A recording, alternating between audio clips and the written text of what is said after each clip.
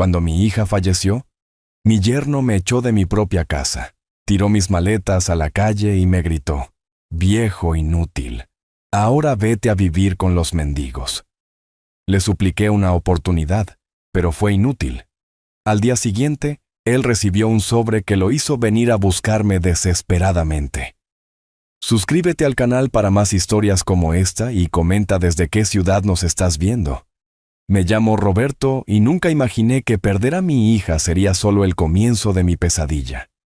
A mis 58 años, pensaba que ya había visto suficientes crueldades en la vida, pero nada me preparó para lo que mi yerno Damián me haría apenas unas horas después de enterrar a mi adorada Elena. El funeral había sido pequeño y tranquilo, exactamente como Elena lo hubiera querido. Ella siempre fue del tipo que prefería las reuniones íntimas a las grandes demostraciones. Recuerdo estar de pie junto a su ataúd, con la mano temblorosa, mientras colocaba una sola rosa blanca sobre la madera pulida. Se veía tan en paz, finalmente libre del cáncer, que había devastado su cuerpo durante 2 largos años. Damián estaba a mi lado, con el rostro convertido en una máscara que yo había aprendido a reconocer en los últimos meses. Durante la enfermedad de Elena, él se había vuelto cada vez más distante, incluso frío. Al principio lo atribuí al dolor, al estrés de ver consumirse a la mujer que decía amar, pero hubo momentos en los que capté algo más en su mirada: impaciencia, cálculo, algo que me revolvía el estómago. Después del servicio religioso, regresamos a lo que había sido mi hogar durante los últimos 3 años. Elena había insistido en que me mudara con ellos después de mi pequeño episodio cardíaco. «Papá, necesitas familia a tu alrededor», me había dicho, con su voz ya debilitada por la quimioterapia. Además, esta casa es demasiado grande solo para Damián y para mí.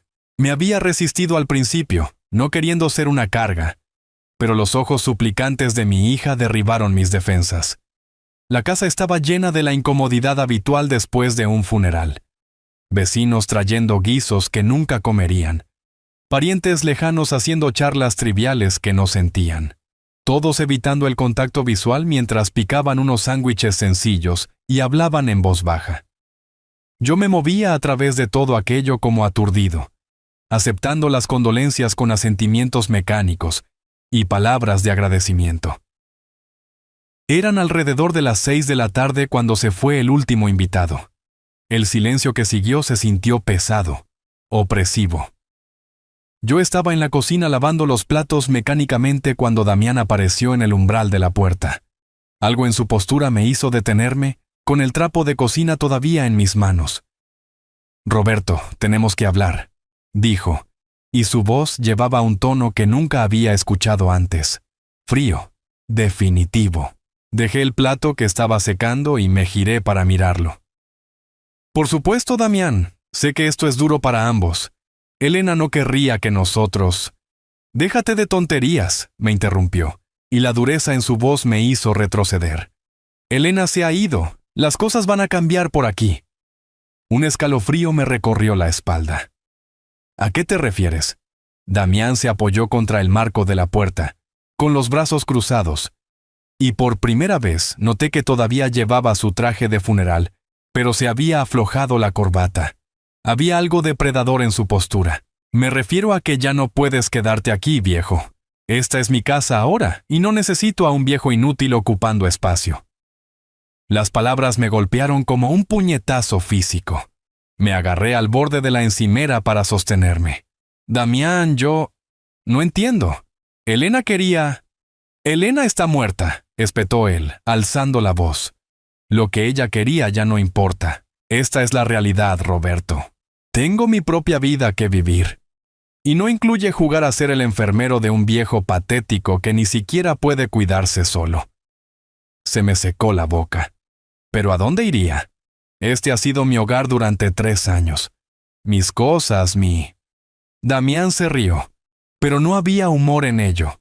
Fue un sonido que me heló la sangre. ¿Tus cosas? ¿Qué cosas? ¿Un montón de ropa vieja y libros polvorientos? ¿Unos álbumes de fotos sin valor? Hazme el favor.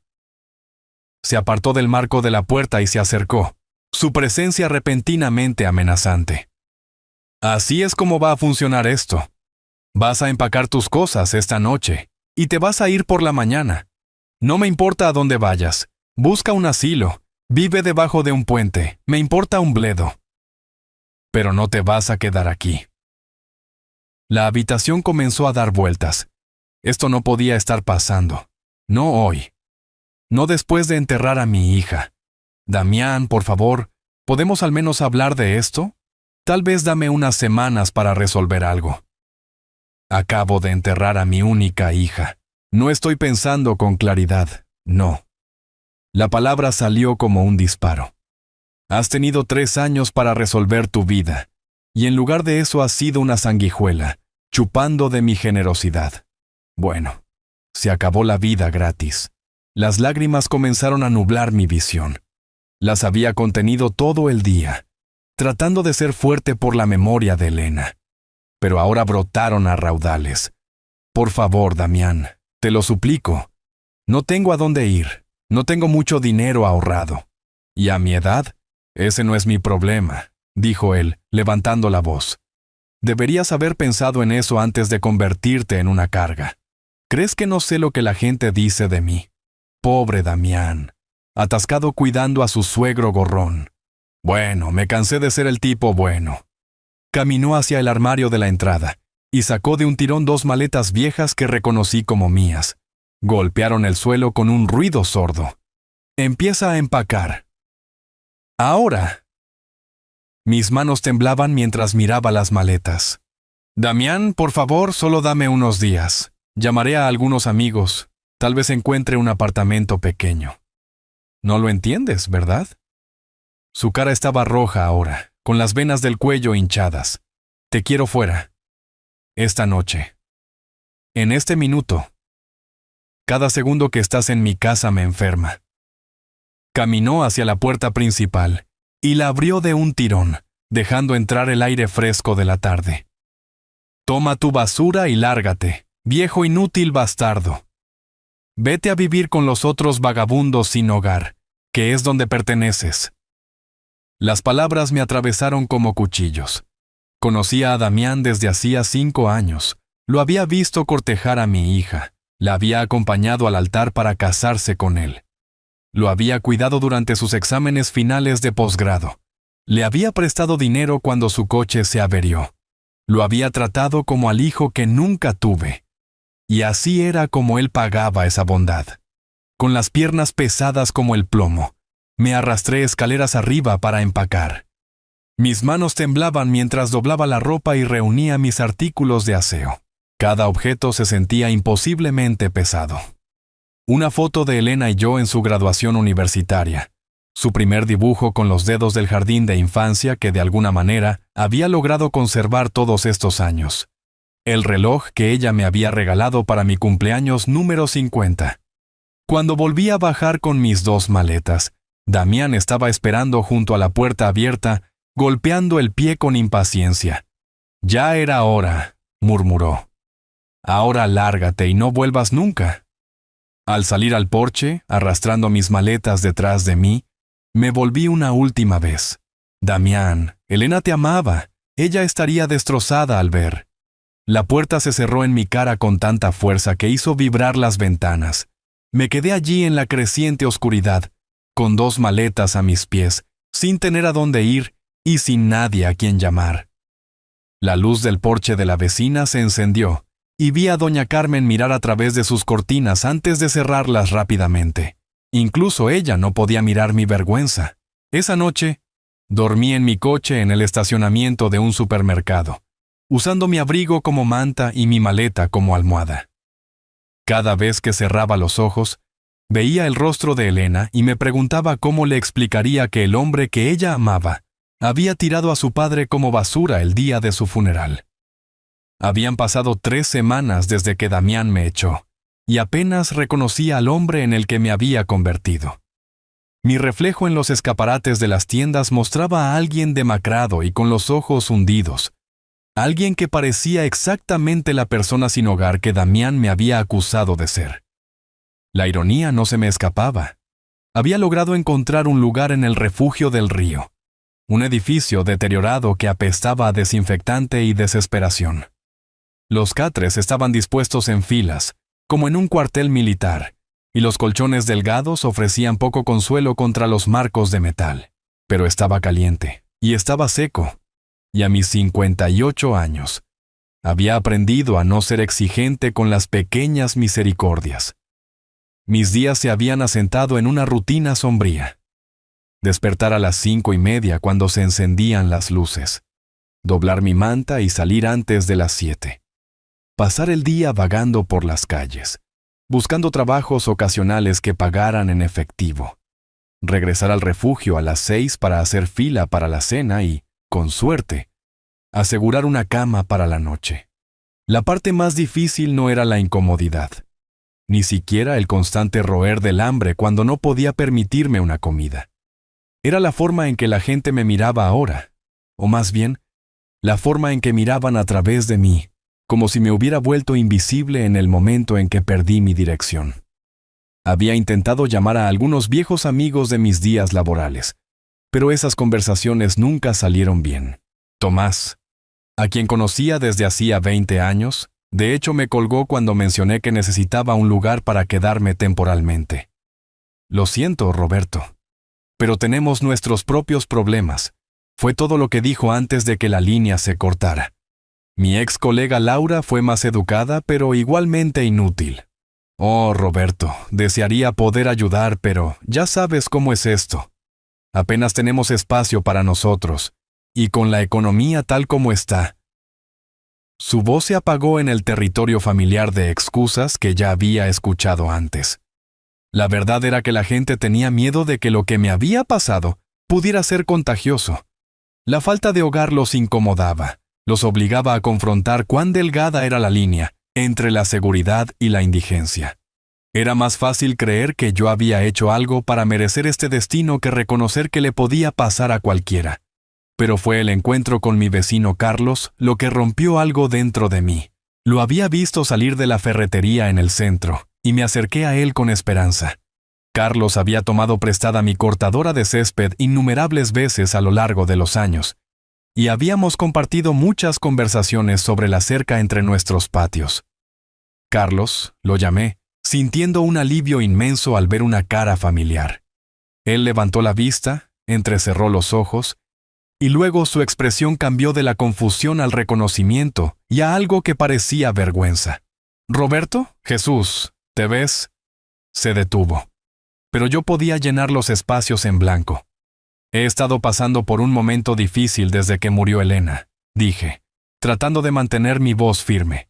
«Damián me echó, y me estoy quedando en el refugio por ahora, pero me preguntaba si sabrías de algún trabajo».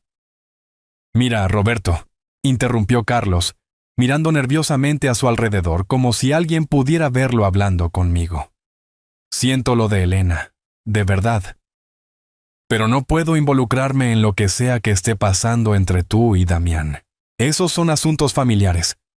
No te estoy pidiendo que te involucres», dije rápidamente. «Solo necesito trabajo, cualquier cosa. Soy bueno con las manos, tú lo sabes. ¿Recuerdas cuando te ayudé a construir esa terraza?» Carlos cambió el peso de un pie a otro, claramente queriendo escapar. «La cosa es, Roberto, que los tiempos son difíciles para todos. No puedo permitirme contratar ayuda ahora mismo». «Lo siento». Se dio la vuelta para irse, luego se detuvo y miró hacia atrás. «Tal vez deberías intentar arreglar las cosas con Damián. La familia es la familia, ya sabes. Sea lo que sea que hiciste». «Yo no hice nada», dije, pero él ya se estaba alejando. Esa tarde me senté en un banco en el parque principal, viendo a las familias jugar con sus hijos, y preguntándome cómo mi vida se había derrumbado tan completamente. Una mujer mayor se sentó a mi lado, y noté que estaba desenvolviendo cuidadosamente un sándwich. «Pareces hambriento, cariño», dijo suavemente, ofreciéndome la mitad. Quise rechazarlo, para mantener alguna pizca de dignidad, pero mi estómago me traicionó con un fuerte rugido. «Gracias», susurré, aceptando la comida con gratitud. «Soy Margarita», dijo ella. Soy voluntaria en la iglesia al final de la calle. Eres bienvenido a venir a almorzar mañana, si gustas. Por primera vez en semanas, alguien me había mostrado bondad sin esperar nada a cambio. Tuve que luchar contra las lágrimas. Soy Roberto, y sí, me gustaría mucho eso. Mientras tanto, me enteré por conversaciones escuchadas en el refugio que Damián estaba viviendo bastante bien en lo que solía ser mi hogar. Un tipo llamado Paco, que hacía trabajos ocasionales en el vecindario, mencionó haber visto a Damián cargando cajas en un camión de mudanzas. «Bonita casa», había dicho Paco, «debe valer una fortuna». El tipo parecía tener mucha prisa por deshacerse de cosas, sin embargo. Tenía un contenedor grande enfrente, simplemente tirando cosas como si fueran basura. Mi corazón se apretó. Esas cosas eran probablemente las pertenencias de Elena, artículos que yo habría atesorado para siempre.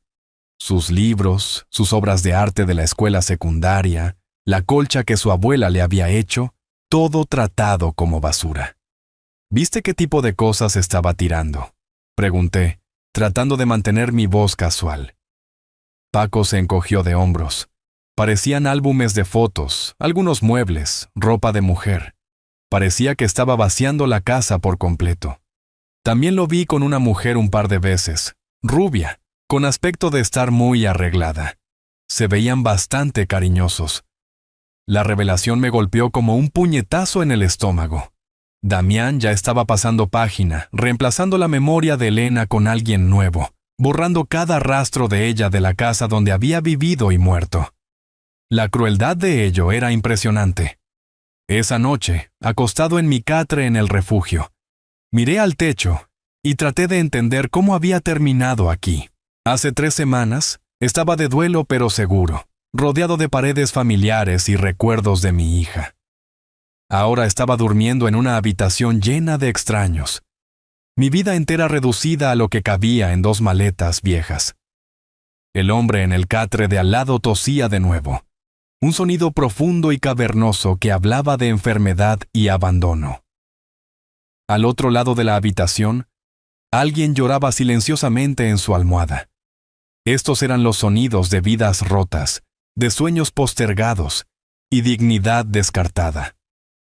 Pensé en Elena, en lo orgullosa que había estado de Damián cuando empezaron a salir.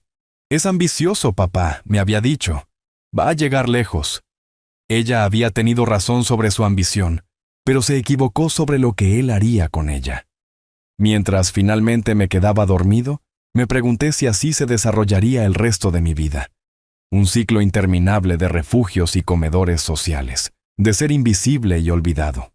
Me pregunté si Damián pensaba en mí en absoluto, o si ya me había borrado de su memoria tan completamente como estaba borrando la presencia de Elena de su hogar. Lo que no sabía era que el día siguiente traería un sobre que cambiaría todo, revelando secretos que pondrían el mundo de Damián patas arriba y le mostrarían exactamente cuánto había subestimado al hombre que había tirado a la calle.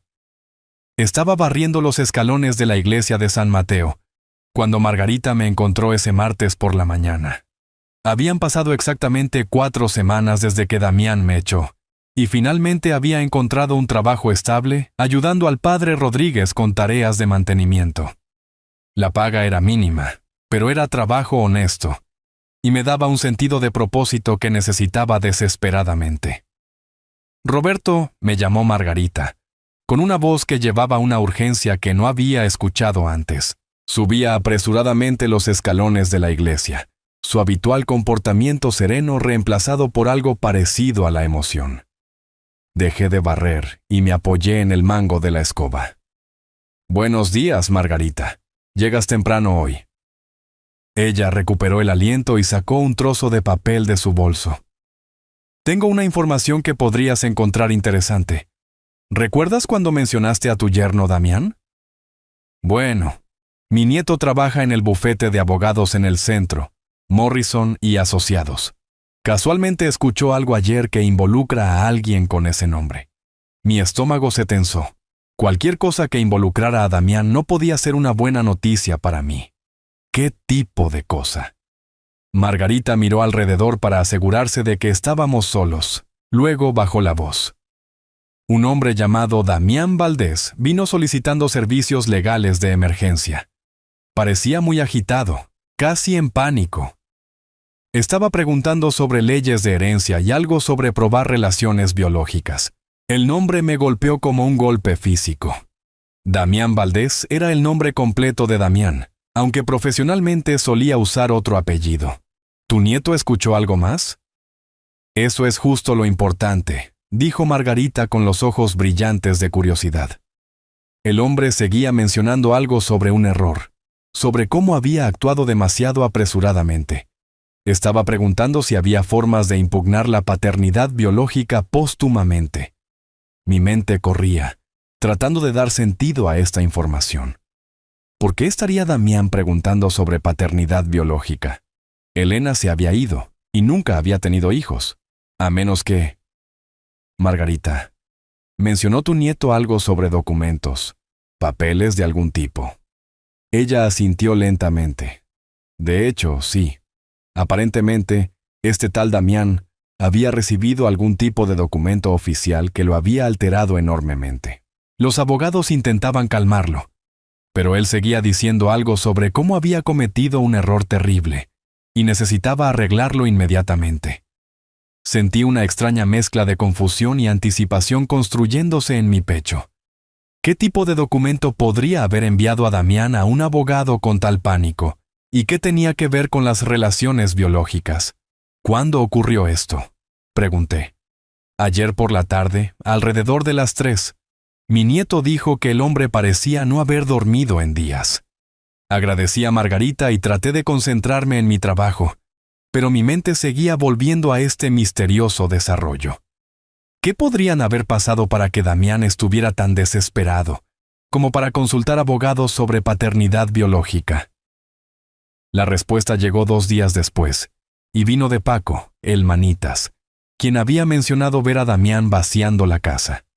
Estaba almorzando en el centro comunitario cuando Paco se sentó frente a mí, con el rostro grave. «Roberto, necesito decirte algo», dijo, mirando nerviosamente a su alrededor. «Es sobre tu yerno». Dejé mi sándwich, mi apetito desapareció de repente. «¿Qué pasa con él?». Paco se inclinó hacia adelante, su voz apenas por encima de un susurro. «Estaba haciendo un trabajo para los vecinos junto a tu antigua casa ayer». No pude evitar notar que había mucha conmoción. Coches de aspecto oficial, gente de traje, caminando con portapapeles. ¿Qué tipo de coches oficiales? Bueno, esa es la parte interesante, dijo Paco. Uno de ellos era de la oficina del tasador del condado. Otro era de un bufete de abogados. Pero el que realmente me llamó la atención era de una compañía de investigación privada. Mi corazón comenzó a acelerarse. ¿Investigadores privados? Paco asintió. Esa ni siquiera es la parte más extraña. Alrededor del mediodía, un sedán negro lujoso se detiene y baja esta mujer con un traje costoso llevando un maletín. Marcha directamente hacia la puerta principal y le entrega a Damián un sobre. Te juro, Roberto, nunca he visto la cara de un hombre cambiar de color tan rápido. Pasó de normal a blanco como una sábana en unos 2 segundos. ¿Viste qué había en el sobre? No exactamente, pero pude verlo leyendo lo que fuera que había dentro justo allí en el porche. Sus manos temblaban tanto que apenas podía sostener el papel. Luego comenzó a gritarle a la mujer algo sobre errores y cómo esto no podía ser correcto. Ella simplemente se quedó allí, tan calmada como podía ser, y dijo algo sobre cómo toda la documentación había sido verificada. Paco hizo una pausa para tomar un sorbo de su café, claramente disfrutando de tener noticias tan dramáticas para compartir. Pero aquí está la parte realmente rara. Después de que la mujer se fue, Damián entró por unos 10 minutos. Luego salió corriendo con una maleta. Tiró la maleta en su coche y condujo como si el mismo diablo lo persiguiera. Dejó la casa. Eso es justamente. Regresó aproximadamente 1 hora después con otros 2 hombres. Entraron y pude escucharlos hablar muy fuerte, aunque no pude distinguir las palabras. Luego Damián volvió a salir y comenzó a hacer llamadas telefónicas. Podía escucharlo desde mi sitio de trabajo, porque prácticamente estaba gritando al teléfono. Paco se inclinó aún más cerca. Roberto, logré captar algunas palabras. Seguía diciendo cosas como, necesito encontrarlo, y esto cambia todo, y cometí un gran error. En un momento escuché claramente que decía tu nombre. Se me secó la boca. ¿Mi nombre? Claro como el día. Le estaba diciendo a alguien por teléfono que necesitaba localizar a Roberto inmediatamente, que era urgente. Sonaba desesperado, Roberto, como si su mundo entero se estuviera desmoronando. Me recosté en mi silla, mi mente dando vueltas. ¿Qué podría haber habido en ese sobre que haría a Damián tan desesperado por encontrarme? El mismo hombre que me había llamado carga inútil y me había echado como basura ahora aparentemente me estaba buscando urgentemente. Paco, ¿viste por casualidad el nombre del bufete de abogados o de la compañía de investigación? Se rascó la cabeza pensativo. El bufete de abogados era definitivamente Morrison y Asociados. Reconocí su logo. ¿La compañía de investigación? Déjame pensar. Era algo con patrimonio en el nombre. ¿Investigaciones de patrimonio, tal vez? ¿Herencia? Esa tarde caminé a la biblioteca pública y usé su computadora para buscar investigaciones de patrimonio. Su sitio web era profesional y discreto, especializándose en investigación genealógica, verificación de historia familiar y confirmación de paternidad biológica. Las piezas del rompecabezas comenzaban a formar una imagen, pero era una que aún no tenía sentido. ¿Por qué necesitaría Damián verificar la paternidad biológica? Elena era su esposa, y ella se había ido. Yo era su padre. Eso nunca había estado en duda, a menos que... Un pensamiento me golpeó con tal fuerza que realmente jadeé en voz alta, causando que otros usuarios de la biblioteca miraran en mi dirección. ¿Y si la investigación no era sobre si yo era el padre de Elena? ¿Y si era sobre si Elena era mi hija? Pero eso era imposible. Yo había estado allí cuando Elena nació, la había criado desde la infancia, tenía su certificado de nacimiento, sus registros escolares, todo lo que probaba que era mía. A menos que hubiera algo que yo no sabía, algo que me había sido ocultado durante 28 años. Esa noche, mientras yacía en mi catre en el refugio, no podía quitarme la sensación de que todo lo que creía saber sobre mi vida estaba a punto de ponerse patas arriba. El pánico de Damián, los abogados, los investigadores privados, todo apuntaba a algún tipo de revelación que había cambiado todo. Lo que no podía haber imaginado era cuán dramáticamente esa revelación alteraría no solo el mundo de Damián, sino el mío también. El sobre que lo había enviado a tal pánico contenía información que expondría secretos enterrados durante décadas, secretos que explicarían por qué un hombre tiraría a su suegro, y luego lo buscaría desesperadamente solo unos días después. Mientras cerraba los ojos esa noche, no tenía idea de que Damián estaba, en ese mismo momento, conduciendo por las calles de la ciudad buscándome, revisando cada refugio y comedor social, volviéndose más desesperado con cada intento fallido de localizar al hombre que tan cruelmente había descartado. La verdad finalmente estaba saliendo a la luz, y cambiaría todo. La revelación no me llegó a través de Damián, sino a través de una llamada telefónica que nunca esperé recibir. Era viernes por la mañana, y estaba ayudando al padre Rodríguez a organizar la despensa de alimentos de la iglesia, cuando Margarita se me acercó con el teléfono de la parroquia en la mano. «Roberto, hay una llamada para ti», dijo, con expresión desconcertada. «Es una mujer que dice ser abogada y que es muy importante». Mis manos temblaban mientras tomaba el teléfono. ¿Quién llamaría a un abogado para contactarme en una iglesia? Habla Roberto. Señor Valdés, soy la licenciada Vargas de Morrison y Asociados. Me disculpo por localizarlo de esta manera, pero hemos estado tratando de encontrarlo durante varios días. Tenemos información muy importante con respecto a su situación familiar. La formalidad en su voz hizo que mi estómago se apretara. No entiendo. ¿Por qué un bufete de abogados me estaría buscando?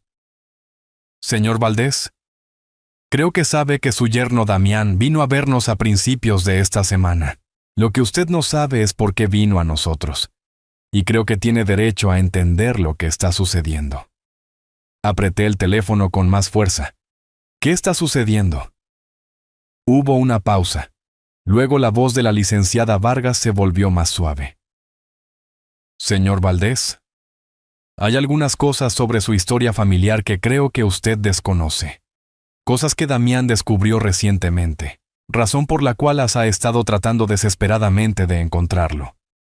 ¿Sería posible que viniera a nuestras oficinas? Esto realmente no es algo que deba discutirse por teléfono. Una hora más tarde, estaba sentado en una lujosa sala de conferencias que olía a cuero y café caro, frente a una mujer de unos 40 años, que me miraba con una mezcla de simpatía profesional y preocupación genuina. Tenía una carpeta color manila frente a ella, y pude ver que era bastante gruesa. «Señor Valdés», comenzó, «lo que estoy a punto de decirle puede ser un shock. Hace 3 días, Damián vino a nuestra oficina en un estado de extrema angustia. Había recibido algunos documentos de una firma de investigación privada que había contratado por razones que explicaré en breve. Abrió la carpeta y sacó un documento que reconocí de inmediato. Era el certificado de nacimiento de Elena. Pero al mirar más de cerca, noté algo que me cortó la respiración. Había marcas de corrección en él, lugares donde la información había sido cambiada. Señor Valdés, ¿está familiarizado con la compañía Valdés Industrial Holdings? El nombre sonaba vagamente familiar, pero no podía ubicarlo. No, no lo creo. La licenciada Vargas sacó otro documento, mucho más oficial y complejo. Es una corporación multinacional que se dedica a la manufactura y el desarrollo industrial. Fue fundada en 1962 por un hombre llamado Roberto Valdés padre. Mi corazón se detuvo. Roberto Valdés padre. Sí, su padre. La habitación comenzó a dar vueltas. Mi padre murió cuando yo tenía 2 años. Era mecánico, no era dueño de ninguna compañía. La expresión de la licenciada Vargas se volvió aún más comprensiva. Señor Valdés, su padre no murió cuando usted tenía 2 años. Vivió hasta 1998 y pasó décadas buscándolo. Las palabras me golpearon como golpes físicos. Me agarré al borde de la mesa para sostenerme. Eso es imposible. Mi madre me dijo... Su madre le mintió, dijo la licenciada Vargas suavemente. Cuando sus padres se divorciaron en 1967, su madre se lo llevó a usted y desapareció. Ella cambió su nombre de Roberto Valdés hijo a Roberto Martínez, y le dijo que su padre estaba muerto para evitar cualquier intento de contacto. Sentí que no podía respirar. Pero Elena, su apellido era Martínez. ¿Cómo es que esto...? La licenciada sacó otro documento, y esta vez lo reconocí de inmediato. Era mi certificado de matrimonio con Elisa, la madre de Elena, pero verlo ahora en este contexto hizo que saltaran detalles que nunca había notado antes. Señor Valdés, cuando se casó con Elisa Martínez en 1974, legalmente tomó su apellido porque creía que Martínez era su nombre real. No tenía idea de que en realidad era Roberto Valdés hijo, heredero de una fortuna que se mantenía en fideicomiso para usted. Las implicaciones eran asombrosas. ¿Está diciendo que soy rico? Señor Valdés, no solo es rico, es uno de los hombres más ricos del estado, y lo ha sido desde su cumpleaños número 21, cuando el fideicomiso debió haber sido liberado para usted. El problema fue que nadie pudo encontrarlo para decírselo. Sacó una gruesa pila de documentos financieros. Valdés Industrial Holdings ha sido dirigida por una junta de fideicomisarios durante décadas, esperando que el heredero legítimo reclamara su herencia. Cuando su padre murió en 1998, dejó instrucciones de que la búsqueda de usted debía continuar indefinidamente. Mi mente daba vueltas. ¿Pero cómo encaja Damián en esto? ¿Cómo se enteró? La expresión de la licenciada Vargas se oscureció ligeramente. Ahí es donde la historia se vuelve más complicada. Damián había acumulado importantes deudas de juego. Estamos hablando de cientos de miles de dólares. Enfrentaba consecuencias muy serias de personas muy peligrosas. Ella sacó estados de cuenta bancarios y documentos de préstamo. Desesperado, contrató a investigaciones de patrimonio para investigar sus antecedentes familiares, esperando encontrar algunos activos ocultos a los que pudiera acceder a través de Elena. Lo que encontró en cambio fue la verdad sobre quién es usted realmente. Las piezas finalmente encajaban en su lugar. El sobre que vio Paco era el informe completo confirmando su identidad como Roberto Valdés hijo y detallando la extensión de su herencia. Damián se dio cuenta de que el hombre que había echado a la calle valía en realidad más dinero del que él podría gastar en varias vidas. Me quedé mirando los documentos frente a mí, tratando de procesar lo que esto significaba. Entonces, ¿Elena? Elena era la hija de uno de los hombres más ricos del país, y nunca lo supo. ¿Y Damián? Que estaba desesperadamente endeudado y enfrentando serios problemas. Acababa de tirar su única conexión con la fortuna que podría haberlo salvado. La licenciada Vargas se inclinó hacia adelante. Señor Valdés, hay algo más que necesita saber. El testamento de su padre contiene una cláusula muy específica. Si se descubre que algún miembro de su familia, incluidos los cónyuges de sus hijos, lo ha maltratado o dañado de alguna manera, quedan permanentemente excluidos de cualquier acceso al patrimonio. La ironía era impresionante. Damián me había echado pensando que yo era una carga inútil, sin saber que en realidad valía más de lo que él podría haber imaginado. Y al hacerlo, había garantizado que nunca vería un centavo de esa riqueza. ¿Qué pasa ahora?, pregunté, mi voz apenas por encima de un susurro. La licenciada Vargas sonrió por primera vez desde que había llegado. Ahora, señor Valdés, usted reclama su derecho de nacimiento. La Junta de Fideicomisarios ha estado esperando 38 años para entregarle el control de la compañía. Está a punto de convertirse en un hombre muy poderoso. Hizo una pausa y luego agregó: y Damián está a punto de aprender que el hombre sin hogar que pateó a la acera era en realidad la única persona que podría haberlo salvado del desastre que ha creado para sí mismo. Mientras estaba sentado allí rodeado de documentos que probaban que yo era alguien completamente diferente de quien creía ser, no pude evitar pensar en la cruel ironía de todo. Damián había estado tan concentrado en deshacerse de lo que veía como peso muerto, que había tirado su propia salvación. Pero más que eso, pensé en Elena, en lo orgullosa que habría estado de saber que su padre no era solo un hombre común, sino alguien que podía hacer una diferencia real en el mundo. La tragedia era que ella había muerto sin saber nunca la verdad sobre su propia herencia. Mientras la licenciada Vargas continuaba explicando los detalles de mi herencia y lo que significaría, me di cuenta de que la búsqueda desesperada de Damián por mí no era solo por dinero, era por supervivencia. Y el hombre que una vez me llamó inútil, estaba a punto de descubrir cuánto necesitaba a la persona que tan insensiblemente había descartado. El sobre que lo había enviado a tal pánico había revelado la verdad que cambiaría nuestras vidas para siempre, pero de maneras muy diferentes. La transformación en mis circunstancias ocurrió con una velocidad asombrosa.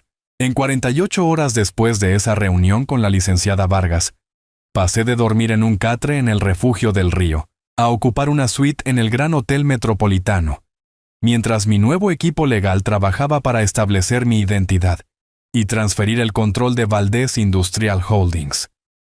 Pero no estaba listo para revelarme a Damián todavía. Quería entender el alcance completo de su desesperación primero, ver exactamente hasta dónde llegaría para encontrar al hombre que había tirado como basura. Lo que descubrí superó incluso mis expectativas más oscuras sobre su carácter. Fue Margarita quien me trajo el primer informe. Se había convertido en mi recolectora de inteligencia no oficial, y su red de voluntarios de la iglesia y conexiones comunitarias resultó invaluable para rastrear el comportamiento cada vez más frenético de Damián. Roberto, necesitas escuchar esto, dijo cuando me visitó en el hotel. La señora Chen de la lavandería me llamó esta mañana.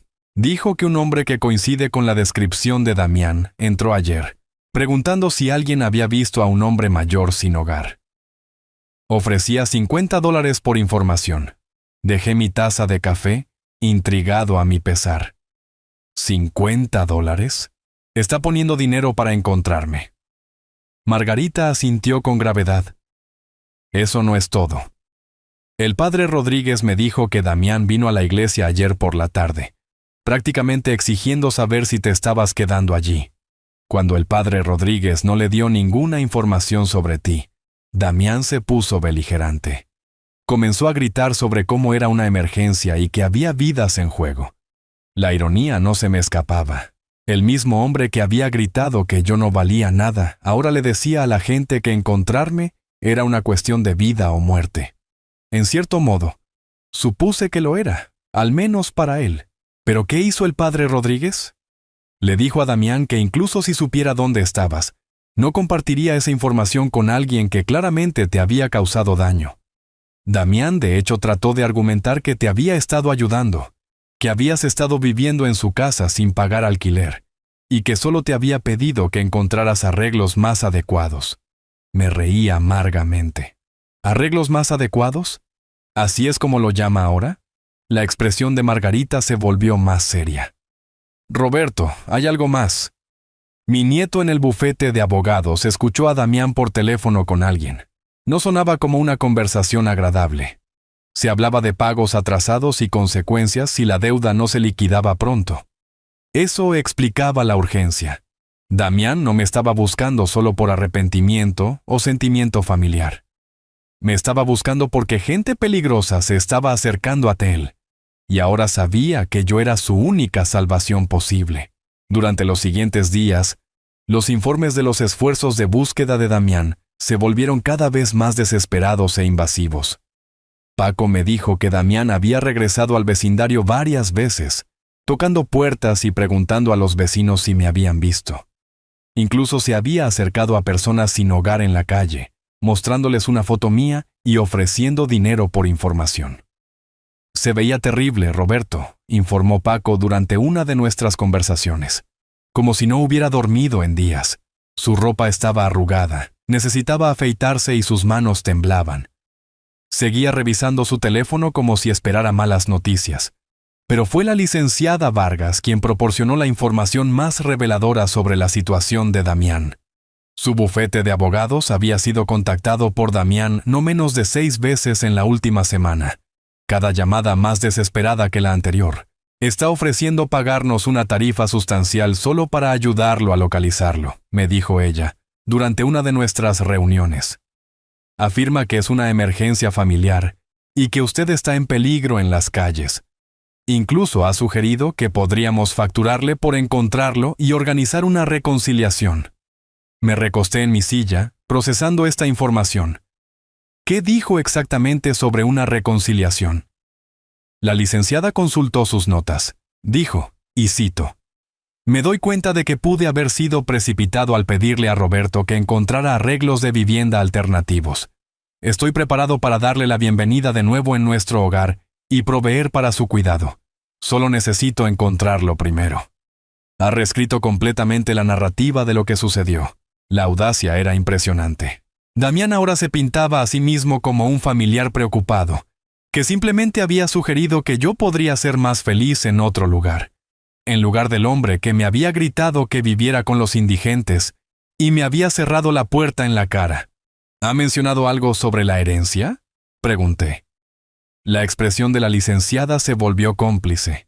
No directamente, pero hizo varias preguntas directas sobre una ley estatal, y si alguien podía reclamar una herencia en nombre de un miembro de la familia que pudiera estar incapacitado o incapaz de administrar sus propios asuntos.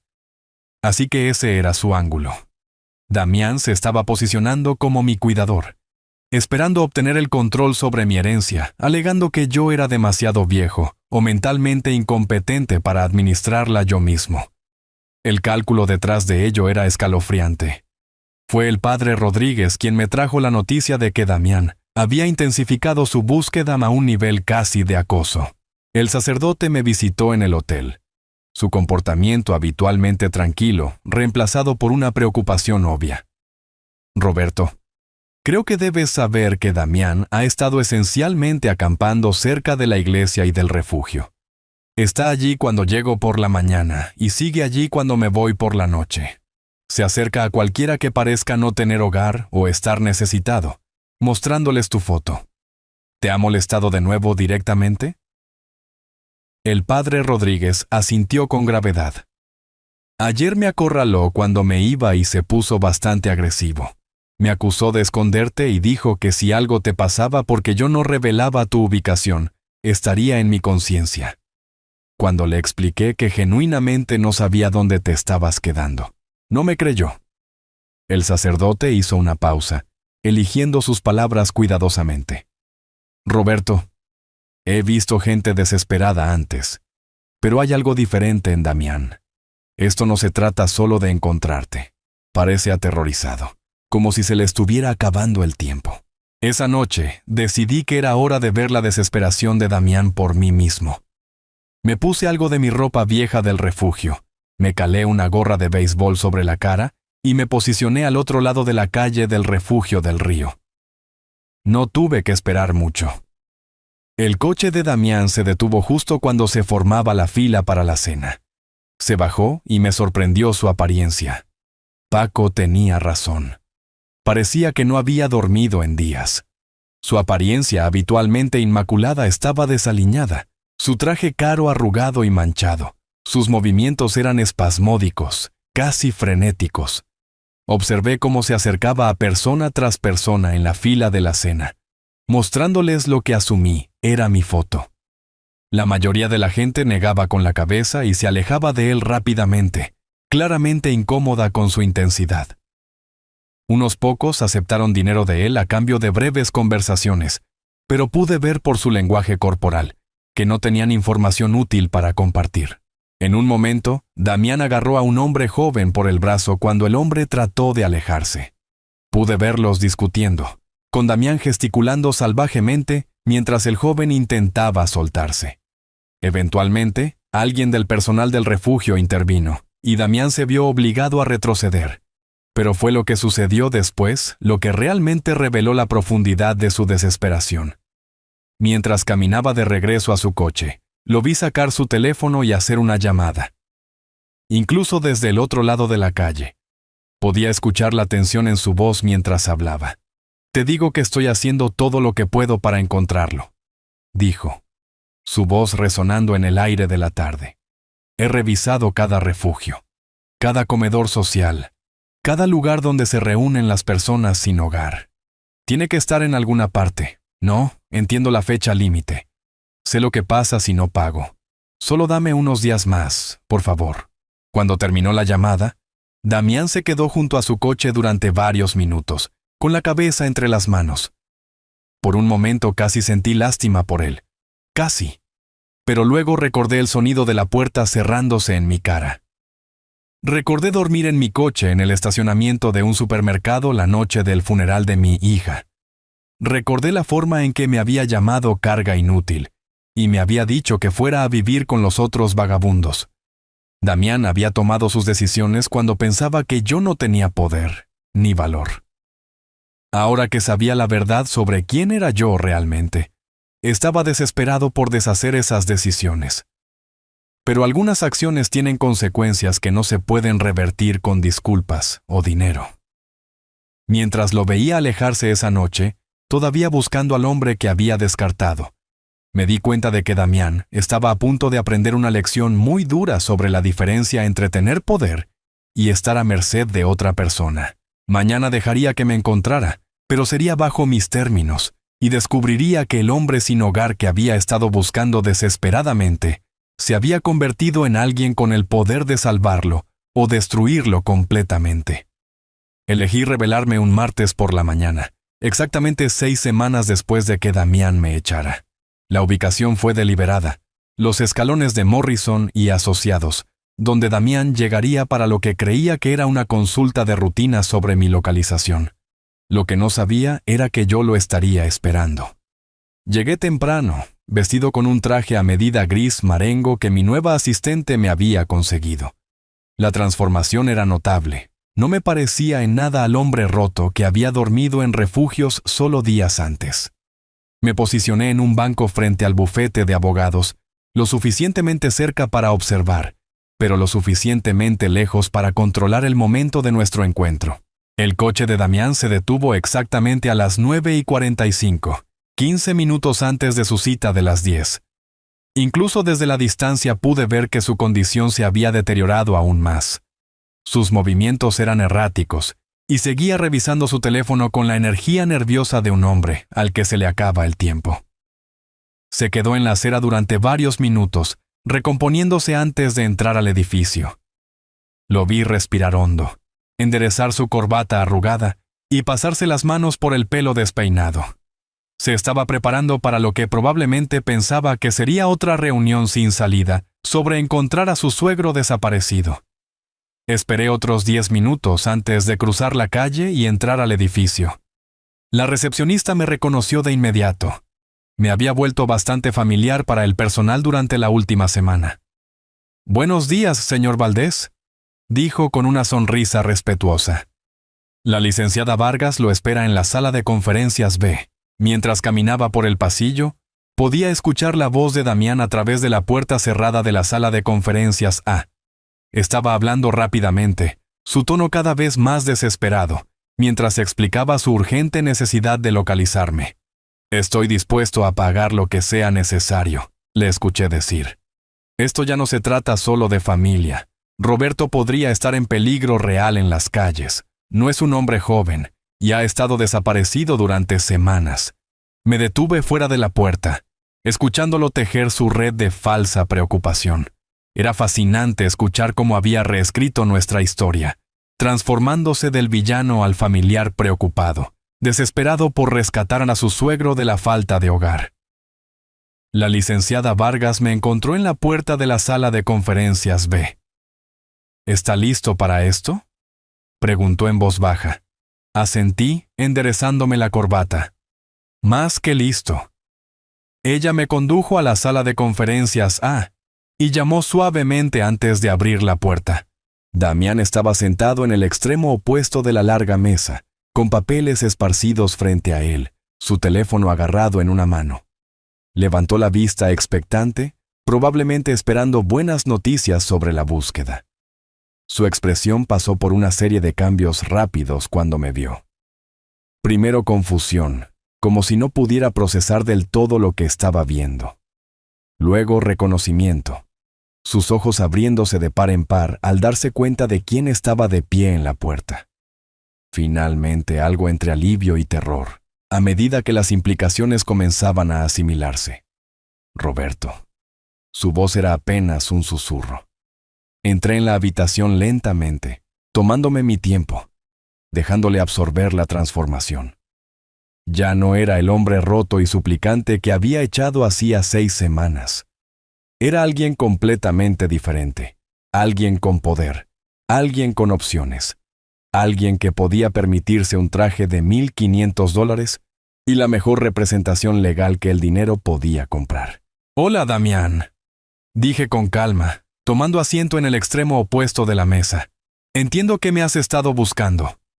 Damián luchó por ponerse de pie, su silla raspando contra el suelo. «Roberto, gracias a Dios. He estado enfermo de preocupación por ti.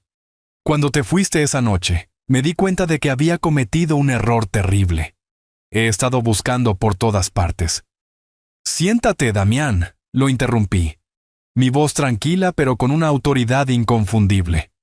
Se sentó inmediatamente, con las manos temblando mientras las colocaba planas sobre la mesa. «Roberto, sé que dije algunas cosas esa noche que no sentía. Estaba de duelo. No estaba pensando con claridad. Perder a Elena me afectó más de lo que me di cuenta, y lo pagué contigo, injustamente». Me recosté en mi silla, estudiándolo con el interés desapegado de alguien que examina un insecto bajo un microscopio. «¿Esa es tu versión de lo que pasó, que dijiste algunas cosas que no sentías?» Damián tragó saliva, gotas de sudor formándose en su frente a pesar del aire acondicionado. «Sé que te pedí que encontraras otros arreglos, pero nunca quise que terminaras en la calle». Pensé que tenías amigos, otros miembros de la familia, que podrían ayudar. Otros miembros de la familia, repetí lentamente. ¿Como mi padre, tal vez? El color desapareció de la cara de Damián. Miró a la licenciada Vargas, luego de vuelta a mí, dándose cuenta claramente de que yo sabía sobre la investigación y sus resultados. Roberto, puedo explicarte eso. Contraté a los investigadores porque estaba tratando de ayudarte. Pensé que tal vez había recursos familiares que no conocías, personas que podrían brindar mejor apoyo del que yo podría. Sonreí, pero no había calidez en ello. Qué considerado de tu parte. ¿Y qué descubriste durante esta investigación para ayudarme? La boca de Damián se abrió y cerró varias veces antes de encontrar su voz. Descubrí que no eres quien pensábamos que eras, que tu verdadero nombre es Roberto Valdés, hijo, y que eres el heredero de una fortuna considerable. ¿Una fortuna considerable? Medité. Esa es una forma de decirlo. ¿Te gustaría saber exactamente cuán considerable, Damián? Asintió mudamente, con los ojos fijos en mi rostro. Saqué un documento de la carpeta que la licenciada Vargas había preparado para mí. Valdés Industrial Holdings. Vale aproximadamente $4.700 millones. El fondo fiduciario personal que ha estado acumulando intereses durante 38 años vale $800 millones adicionales. Todo ello ahora bajo mi control directo. Damián hizo un sonido que estaba en algún lugar entre un jadeo y un sollozo. La magnitud de lo que había tirado a la basura lo estaba abrumando claramente.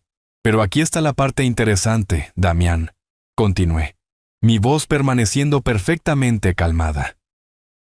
El testamento de mi padre contiene una cláusula muy específica sobre los miembros de la familia que maltratan al heredero. ¿Te gustaría saber qué dice esa cláusula? Damián negó con la cabeza frenéticamente. Roberto, por favor déjame explicar. Estaba desesperado. Tengo deudas serias con gente peligrosa. Estaba enfrentando consecuencias que podrían haber destruido mi vida, tal vez incluso haberla terminado. Cuando te eché, no sabía quién eras realmente. Ah, ahí está, dije, inclinándome ligeramente hacia adelante. La verdad finalmente sale a la luz. Me echaste porque pensaste que no valía nada, una carga que podías descartar sin consecuencias. Pero ahora que sabes que valgo miles de millones de dólares, de repente quieres enmendar las cosas. Las lágrimas corrían por la cara de Damián ahora. Por favor, Roberto, te lo suplico. Esta gente a la que le debo dinero no son del tipo de personas que aceptan pagos atrasados. Ya han hecho amenazas. Si no consigo $600,000 para el viernes, van a... ¡Para!, dije bruscamente. No quiero escuchar sobre tus deudas de juego o tus malas decisiones. No quiero escuchar tus excusas o tus disculpas. Me puse de pie, enderezándome la chaqueta. ¿Recuerdas lo que me dijiste la noche que me echaste? Me dijiste que fuera a vivir con los otros vagabundos donde pertenecía. Me llamaste viejo bastardo inútil. Y me cerraste la puerta en la cara el día que enterré a mi hija. Damián estaba sollozando abiertamente ahora. Lo siento. Lo siento mucho. Haré cualquier cosa para arreglar esto. Te cuidaré por el resto de tu vida. Me aseguraré de que tengas todo lo que necesites. Por favor, solo ayúdame esta vez. Caminé lentamente alrededor de la mesa hasta que estuve detrás de su silla. Damián, quiero que escuches muy atentamente lo que estoy a punto de decirte. Se secó los ojos y me miró con esperanza. Me mostraste exactamente quién eres cuando pensaste que yo no tenía poder, ni dinero, ni forma de defenderme. Revelaste tu verdadero carácter cuando creíste que no habría consecuencias por tu crueldad. Y ahora quieres que te salve porque has descubierto que tengo algo que necesitas. Coloqué mi mano en el respaldo de su silla y me incliné para que mi boca estuviera cerca de su oído. La respuesta es no. Damián se giró para mirarme, el pánico reemplazando la esperanza en sus ojos. ¿Qué? Dije que no, Damián. No te daré dinero, no pagaré tus deudas, no te salvaré de las consecuencias de tus propias elecciones. Saltó de su silla, la desesperación haciéndolo audaz. No puedes dejar que me maten. Soy familia. Estuve casado con tu hija. Estuviste casado con mi hija. Estuve de acuerdo con calma. Pero perdiste cualquier reclamo de consideración familiar en el momento en que me echaste como basura. Se supone que la familia se protege mutuamente, se apoya mutuamente, muestra lealtad y amor. Tú no me mostraste ninguna de esas cosas. Damián me agarró del brazo, su agarre desesperado. Por favor, Roberto, haré cualquier cosa. Te firmaré la casa, te daré todo lo que tengo. Solo ayúdame esta vez. Miré su mano en mi brazo, luego de vuelta a su cara. Quita tu mano, Damián. Me soltó, retrocediendo inmediatamente. Parece que no entiendes, dije, mi voz completamente calmada. No necesito tu casa. No necesito nada de lo que tienes. Valgo más dinero del que podrías gastar en 10 vidas. Lo único que tienes que yo podría haber querido era respeto y amabilidad para un anciano que acababa de perder a su hija. Y dejaste muy claro que esas eran cosas que no estabas dispuesto a dar. Caminé hacia la puerta, luego me detuve y me volví. Damián, esa cláusula en el testamento de mi padre que mencioné, establece que cualquiera que maltrate a un miembro de la familia Valdés queda permanentemente excluido de cualquier asistencia financiera del patrimonio. Incluso si quisiera ayudarte, que no quiero. Legalmente no puedo. Damián se derrumbó de nuevo en su silla, el peso de su situación finalmente aplastándolo por completo. ¿Qué voy a hacer? Me enderecé la corbata y sonreí. No tengo idea, Damián, pero estoy seguro de que se te ocurrirá algo. Después de todo, tú eres el que me dijo que la familia tiene que mantenerse unida. Tal vez deberías intentar llamar a algunos de los tuyos. Al salir de esa sala de conferencias, dejando a Damián roto y derrotado detrás de mí, sentí algo que no había experimentado en meses. Paz. No la satisfacción de la venganza, sino el tranquilo contento de la justicia finalmente servida. 6 meses después, yo vivía en una hermosa casa con vista al mar, lejos de la ciudad y los recuerdos tóxicos que guardaba. Había tomado el control de Valdés Industrial Holdings y estaba usando los recursos de la compañía para financiar refugios para personas sin hogar y servicios de apoyo, en memoria de Elena. Nunca volví a ver a Damián, aunque escuché a través de la licenciada Vargas que se había visto obligado a declararse en bancarrota y lo había perdido todo. No sentí satisfacción en su caída, solo una profunda sensación de liberación de la relación tóxica que había definido el peor periodo de mi vida. A veces, por la tarde, me sentaba en mi terraza viendo ponerse el sol y pensaba en Elena. Deseaba que ella hubiera podido saber la verdad sobre nuestra familia, que hubiera podido ver el bien que surgió al reclamar mi herencia. Pero sobre todo, estaba agradecido de haber aprendido finalmente la diferencia entre estar solo y ser libre. El hombre que me había tirado pensando que no valía nada, me había enseñado la lección más valiosa de todas. Que el verdadero poder no se trata de dinero o influencia. Se trata de conocer tu propio valor y negarte a dejar que nadie lo disminuya. Finalmente estaba en casa,